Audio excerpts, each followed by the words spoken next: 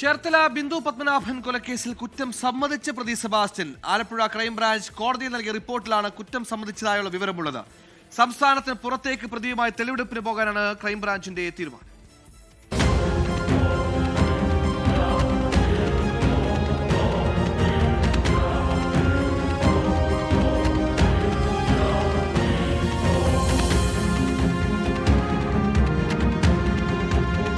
ഏറ്റുമാനൂരിലെ ജൈനമ്മ തിരോധാന കേസിൽ റിമാൻഡിൽ കഴിയുന്ന സെബാസ്റ്റ്യനെ ബിന്ദു കൊലപാതക കേസിൽ കസ്റ്റഡിയിൽ ആവശ്യപ്പെട്ട് ചേർത്തല കോടതിയിൽ നേരത്തെ അന്വേഷണ സംഘം അപേക്ഷ നൽകിയിരുന്നു. കഴിഞ്ഞ ദിവസമാണ് ബിന്ദു കൊലപാതകവുമായി ബന്ധപ്പെട്ട് സെബാസ്റ്റ്യന്റെ അറസ്റ്റും രേഖപ്പെടുത്തിയത്.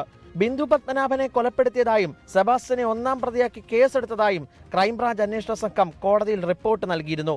കാണാതായ 2026 തന്നെ ബിന്ദു കൊല്ലപ്പെട്ടതായാണ് റിപ്പോർട്ടിൽ പറയുന്നത്. ബിന്ദുവിന്റെ മൃതദേഹമടക്കം കണ്ടെത്തുന്നതിനും തെളിവുകൾ ശേഖരിക്കുന്നതിനുമാണ് സെബാസ്റ്റ്യനെ കസ്റ്റഡിയിൽ വാങ്ങുന്നത്. 2021 ബിന്ദു പത്മനാഭൻ കൊല്ലപ്പെട്ടതായി നിഗമനത്തിലെത്തിയെങ്കിലും സംശയനിഴലായ സെബാസ്റ്റ്യനെതിരെ അന്ന് കൊലപാതക കേസ് എടുത്തിരുന്നില്ല. 2017 സെപ്റ്റംബറിൽ ബിന്ദുവിന്റെ സഹോദരൻ പ്രവീൺ കുമാർ ആഭ്യന്തര വകുപ്പിന് നൽകിയ പരാതിയിൽ ആദ്യം പട്ടണക്കാട് പോലീസാണ് അന്വേഷണം നടത്തിയത്. പിന്നീട് സംസ്ഥാന ക്രൈംബ്രാഞ്ചിനെ അന്വേഷണ ചുമതല ഏൽപ്പിച്ചു. കേസ് അട്ടിമറിക്കാൻ ഉന്നത പോലീസ് ഉദ്യോഗസ്ഥർ നിരന്തരമായി ഇടപെടുന്നുണ്ടെന്ന് ചൂണ്ടിക്കാട്ടി Bindu Padmanabhan action council chairman KR Rupesh രംഗത്തെത്തി. IPS ദല്ലാൽ പ്രവർത്തിക്കുന്നുണ്ടെന്നും ഇതിൽ സമഗ്രമായ അന്വേഷണം ആവശ്യപ്പെടുന്നതായും രൂപേഷ് വ്യക്തമാക്കി. 24 ആലപ്പുഴ.